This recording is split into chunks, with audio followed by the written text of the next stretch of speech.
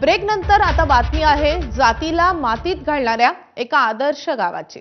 अहिल्यानगरच्या नेवासा तालुक्यामधल्या सौंदाळा ग्रामपंचायत ही निर्णय शक्तीमुळे नेहमीच आदर्श ग्रामपंचायत ठरली आहे। ग्रामपंचायत आणि ग्रामस्थांच्या इच्छाशक्तीमुळे सौंदाळा गावाने जातमुक्त गावाची घोषणा केली आहे। आमच्या गावात जातींवरून भेद केला जाणार नाही, आंतरजातीय विवाह थाटात लावले जातील, सामाजिक तेढ निर्माण करणाऱ्या सोशल मीडियावरील संदेशांना गावकरी थारा देणार नाहीत असा ठरावच सौंदाळा ग्रामस्थांनी एकमुखाने संमत केलाय। नेवासा तालुक्यातलं सौंदाळा गाव नेहमी समाज हिताचा निर्णय घेत असते। या सौंदाळा गावानं आता जात हद्दपार करण्याचा महत्त्वाचा निर्णय घेतलाय। सरपंच शरद आरगडे यांनी ग्रामसभेत जातमुक्त गावाचा ठराव मांडला आणि संपूर्ण गावानं या ठरावाला एकमुखी पाठिंबा दिलाय। या ठरावानुसार सौंदाळा गावामध्ये यापुढे आंतरजातीय विवाह केले जातील।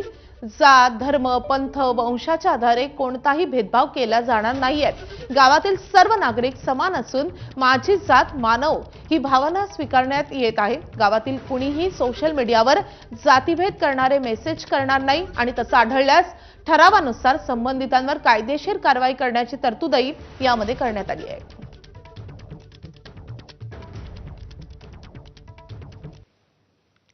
तर सौंदाळा गावाच्या या ठरावामधले महत्त्वाचे 6 मुद्दे आपण पाहतोय। गावात जातींवरून भेद केला जाणार नाही, आंतरजातीय विवाह अगदी थाटामाटात लावले जातील, सामाजिक तेढ निर्माण करणाऱ्या सोशल मीडियावरील संदेशांना गावकरी थारा देणार नाहीत, जात, धर्म, पंथ, वंशाच्या आधारे कोणताही भेदभाव केला जाणार नाही,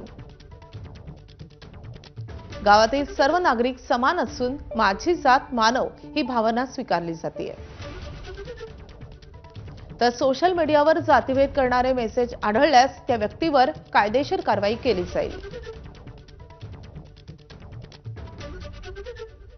ग्रामीण भागामध्ये कुठेही जातीची गरज दैनंदिन जीवनामध्ये भासत नाही, परंतु जाणीवपूर्वक फक्त निवडणुका लागल्या किंवा राजकारण सुरू असलं त्याच वेळेस जात खुर्ची टिकवण्यासाठी जात लागते। सौंदाळा गावामध्ये जाणीवपूर्वक जातीपातीचा भेदभाव केला जाणार नाही आणि वागण्यात तर नसणारच, परंतु एक माणुसकी म्हणूनच जात आपण मानायची आणि सगळ्यांनी जे काही वेगवेगळे उत्सव आहेत, सण उत्सव आहेत, याच्यामध्ये एकमेकांच्या कुटुंबासारखं सहभागी व्हायचं आणि जातीपातीचा समूळ नाश करायचा, अशा पद्धतीने आम्ही जातमुक्त ठराव केलेला आहे। आमच्या ग्रामपंचायतीने जो हा ठराव घेतलेला आहे, भविष्याच्या दृष्टीने याच्याकडे आपण जर बघितलं तर हा अत्यंत चांगला ठराव आहे। खऱ्या अर्थाने या ठरावामुळे साने गुरुजींची शाळेतली जी प्रार्थना आहे त्या प्रार्थनेतलं जे पहिलं वाक्य आहे, खरा तो एकची धर्म, जगाला प्रेम अर्पण, कमीत कमी आपल्याला गावातील लोक आपले वाटावेत, या उद्देशानं या अनुषंगानं हा ठराव अत्यंत महत्त्वाचा आहे। आपण जर तरुण मुलांचे रिंगटोन बघितले, डीपी बघितले तर जातीवरून ठेवलेले आहेत।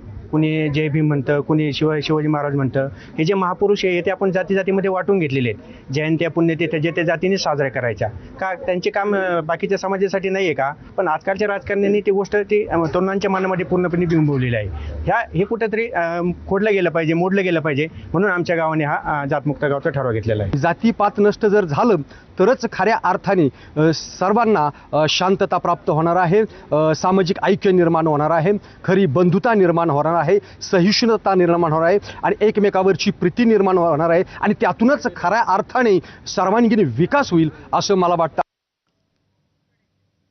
तर जात नष्ट झाली पाहिजे असं आपल्या प्रत्येकाला वाटतं, मात्र जात नाही ती जात हे भारतीय समाज व्यवस्थेचं कटू सत्य आहे। जात निर्मूलन